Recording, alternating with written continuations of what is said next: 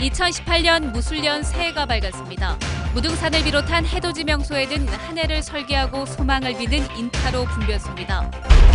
올해는 지역의 일꾼을 뽑는 지방선거가 치러집니다. 지방선거가 어떤 구도로 치러질지 또 변수는 뭔지 전망했습니다. 3남매가 숨진 화재 사건과 관련해 경찰이 20대 친모를 상대로 화재 원인을 밝히는 데 주력하고 있습니다.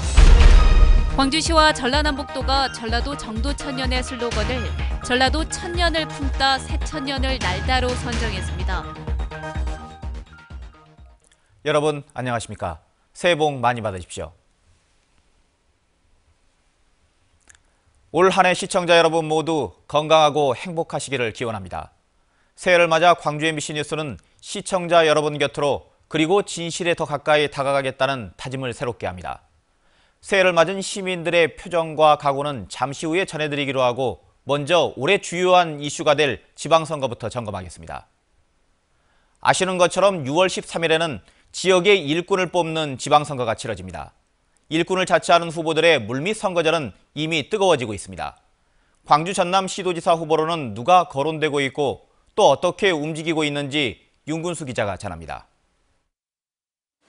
지난주 광주 남구청장과 광산구청장이 잇따라 기자회견을 자청해서 광주시의 행정을 비판했습니다. 광주시가 이렇게 일방적으로 할 게 아니고 광주시의 계획도 전면 수정돼야 된다고 생각합니다. 출판 기념회 열고 지지 모임 띄우며 시장 선거 출마 의지를 다진 뒤여서 다분히 의도가 있는 행보로 해석됐습니다. 전직 국회의원들도 바쁘게 움직이고 있습니다. 광주시장 후보군 가운데 강기정 전 의원은 가장 먼저 지지 모임을 결성했습니다. 이용섭 일자리위원회 부위원장은 최근 광주행이 부쩍 잦아지면서 다른 후보들의 집중 견제를 받고 있습니다.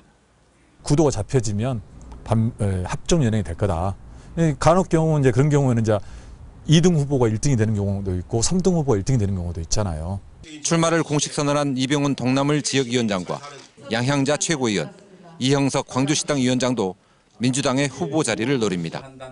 현직인 윤장희 시장은 출마 선언 시기를 저울질하고 있습니다. 이처럼 민주당의 후보군은 넘쳐나지만 국민의당에서는 나서겠다고 뜻을 내비치는 사람조차 없습니다. 전남도지사 선거에는 민주당의 이계호 의원과 국민의당의 박지원, 주승용 의원이 직간접적으로 출마 의사를 밝혔습니다. 국민의당의 분당 여부에 따라서는 3명의 현직 국회의원이 선거에서 맞붙을 수도 있습니다. 또 장만채 전라남도 교육감과 노광규 전 순천시장 등도 도전장을 낼 가능성이 있습니다. MBC 뉴스 윤문수입니다. 시도지사 선거 못지않게 뜨거운 선거구도 있습니다. 단체장이 공석인 선거구인데요. 무주 공산 선거구는 어떤 곳들이 있는지 김철원 기자가 정리했습니다. 현직 단체장이 이미 3선인 곳은 연임 제한 때문에 단체장이 바뀔 수밖에 없습니다. 광주 전남에서는 광주 북구청과 고흥군, 구례군 이 3곳이 해당합니다. 비리 때문에 자리가 빈 곳도 있습니다. 박철환 전 해남군수는 대법원 판결로 군수직을 잃었고 이용부 보성군수와 김철주 무안군수는 구속 수감 중이어서 출마가 어려워졌습니다. 여기에다 민형배 광주 광산구청장과 최영호 광주 남구청장이 시장 선거 경선 승리를 위해 또는 경선에서 이겨서 현직에서 물러날 가능성도 있습니다. 이처럼 자리가 비었거나 빌 가능성이 있는 선거구에서는 지방 의원들을 중심으로 벌써부터 쟁탈전이 뜨거워지고 있습니다. MBC 뉴스 김철원입니다. 그러면 이번에는 지방선거가 어떤 구도로 치러지게 될지 전망해 보겠습니다. 윤군수 기자와 함께 얘기 나눠보겠습니다. 지금 분위기대로라면 민주당 후보들이 압승하지 않겠습니까? 지금 당장 선거를 치른다면 그럴 가능성이 높죠. 네. 하지만 선거까지는 5달이 넘게 남았습니다. 네네. 결코 짧은 시간이 아니죠. 그 사이에 무슨 일이 있을지 알 수 없습니다. 변수가 있을 수 있다는 얘기죠? 네, 그렇습니다. 그럼 그 변수가 뭘까요? 우선 정계 개편 가능성입니다. 네. 어제 국민의당의 전당원 투표 결과가 나왔죠. 네네. 이 결과를 토대로 국민의당과 바른정당이 통합할지 또 통합에 반대해서 반대파들이 탈당할지에 따라서 선거 구도가 바뀔 수 있습니다. 네. 호남에서 지난 대선과 총선 2번의 선거는 민주당과 국민의당의 1대1 대결이었죠. 그랬죠. 이번 지방선거에서는 정계 개편의 향방에 따라서 민주당과 통합당의 1대1 구도 혹은 1대 다야 구도로 바뀔 수 있습니다. 말씀하신 대로 정계 개편의 가능성이 있다고 하더라도 네. 지금 구도에서 야당이 힘을 쓸 수 있겠습니까? 그건 문재인 대통령에게 달려 있습니다. 네. 대통령이 지금처럼 호남에서 90% 안팎의 높은 지지를 계속 받는다면 야당의 후보들이 고전할 겁니다. 네네. 물론 지지가 계속될지는 지켜봐야겠죠. 네. 또 하나 야권에서 참신한 인물들 내세운다면 싸워볼 수도 있을 텐데 네. 문제는 잘 되는 집안에만 사람들이 몰린다는 데 있습니다. 네, 그렇군요. 또 다른 변수도 있죠? 지방선거 때 개헌 국민투표를 할 거냐 이것도 지켜봐야 합니다. 네. 국민투표를 한다면 아무래도 투표율이 오르겠죠. 네네. 역대 선거를 참고한다면 투표율이 높을수록 진보 성향의 유권자들이 후보들이 상대적으로 유리할 수 있습니다. 네. 바른정당, 자유한국당이 동시투표에 부정적인 것도 바로 이런 이유 때문입니다. 네. 그렇다면 선거 구도나 정당 후보들 언제쯤 결정될까요? 2말 3초를 주목할 만합니다. 2월 말 3월 초. 네, 그렇습니다. 네. 공직 사퇴 시한이 3월 15일이니까 민주당의 경우는 2월 말이나 3월 초에 당내 경선을 치를 가능성이 높습니다. 네네. 국민의당과 바른정당이 합당한다면 2월 중순쯤에는 통합정당이 출범할 걸로 보이고요. 네. 그러면 선거 구도도 어느 정도 윤곽이 드러날 겁니다. 끝으로 우리 지역에서도 지방선거 때 국회의원 재보궐선거 좀 가능성도 있습니까? 네, 가능성이 있는 곳이 두 곳 있습니다. 네. 하나는 송기석 의원의 지역구인 광주 서구가, 그리고 또 하나는 박준영 의원의 지역구인 무안 신안 영암인데요. 네. 2심에서처럼 대법원이 당선 무효형을 선고하고 그 결정이 지방선거 30일 전, 그러니까 5월 14일 이전에 나온다면 네네. 보궐선거를 치르게 됩니다. 네. 아무튼 여러모로 선거회가 시작됐음이 좀 실감납니다. 네. 네, 수고하셨습니다. 다음 소식입니다. 광주의 임대아파트에서 발생한 3남매 사망 화재 사건에 대해 경찰이 긴급 체포한 20대 친모에 대해 구속영장을 신청했습니다. 더불어 화재 원인이 친모의 실수인지 아니면 방화인지를 가려내기 위해 수사력을 모으고 있습니다. 김인정 기자입니다. 경찰은 어제 긴급 체포한 친모 22살 정모 씨에 대해 구속영장을 신청했습니다. 실수로 불을 질러 아이들을 숨지게 했다며 과실치사와 중실화 혐의를 적용했습니다. 정 씨는 아이들이 잠든 작은 방 앞에서 담뱃불을 이불에 비벼 끈 뒤 우는 아기를 재웠다고 진술하고 있어 일단 경찰은 정 씨가 만취 상태에서 실수로 불을 낸 것으로 보고 있습니다. 더불어 정 씨가 고의로 방화를 했는지도 함께 집중 추궁하고 있습니다.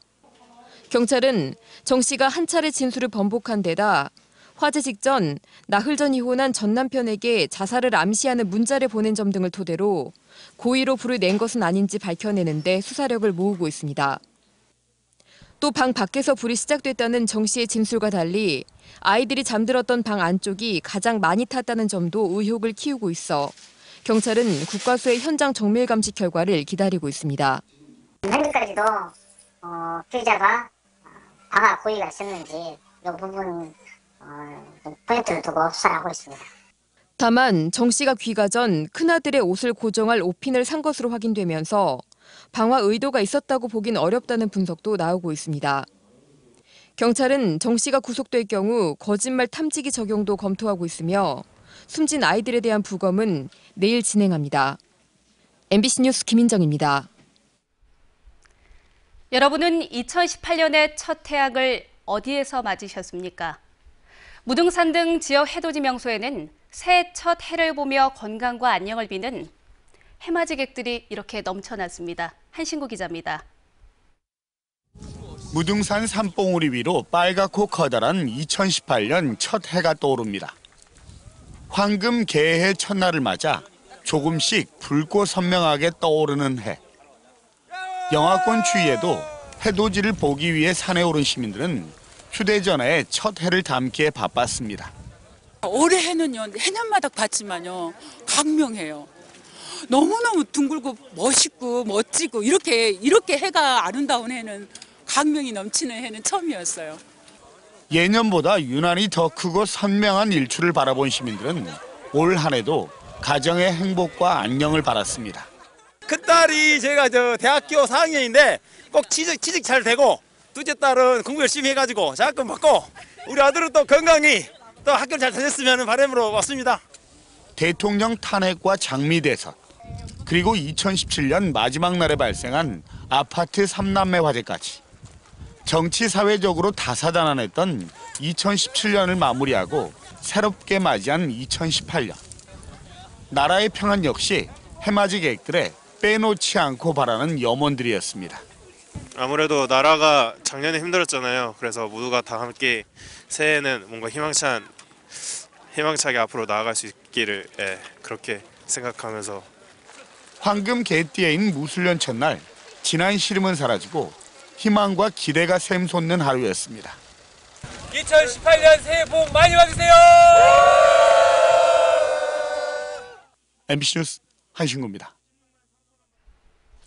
광주시와 전라남북도가 전라도 정도천년의 슬로건을 전라도 천년을 품다 새천년을 날다로 선정했습니다.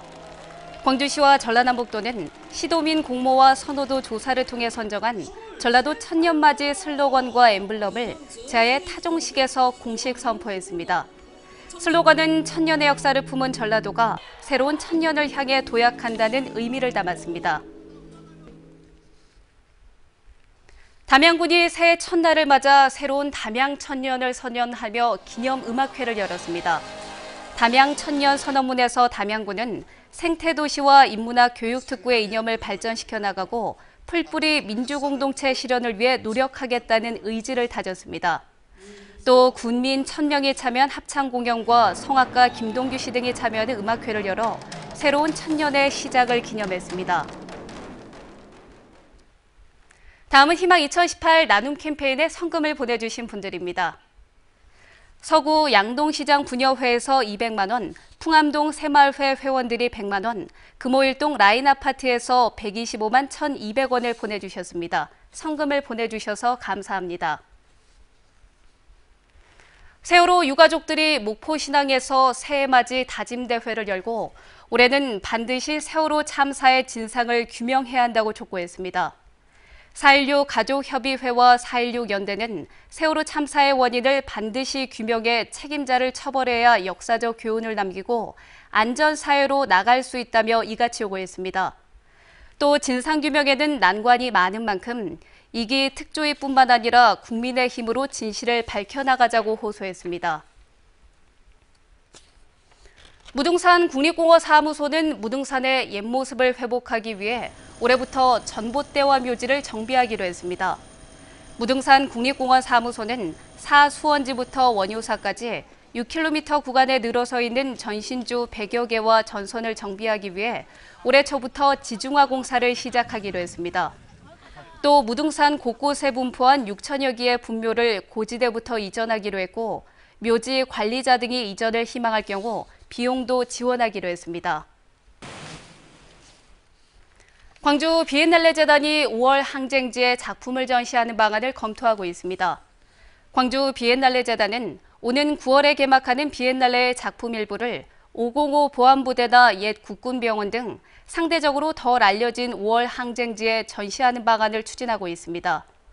이 같은 계획은 세계적인 작가의 작품을 통해 5월 항쟁지를 널리 알리자는 차원에서 추진되는 것으로 전해졌습니다.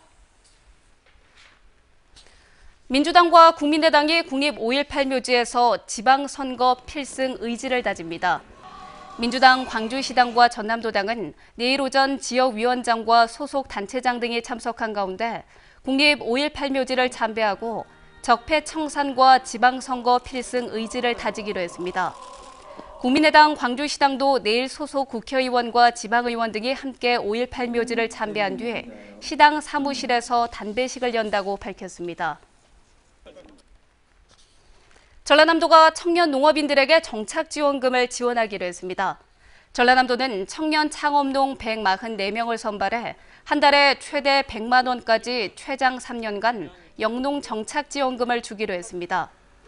지원 대상은 미래농업의 핵심 분야인 스마트팜과 사회적 농업, 그리고 6차 산업 등에 대한 비전을 가진 청년들로 농림사업 정보 시스템에 접속해 오는 30일까지 신청하면 됩니다.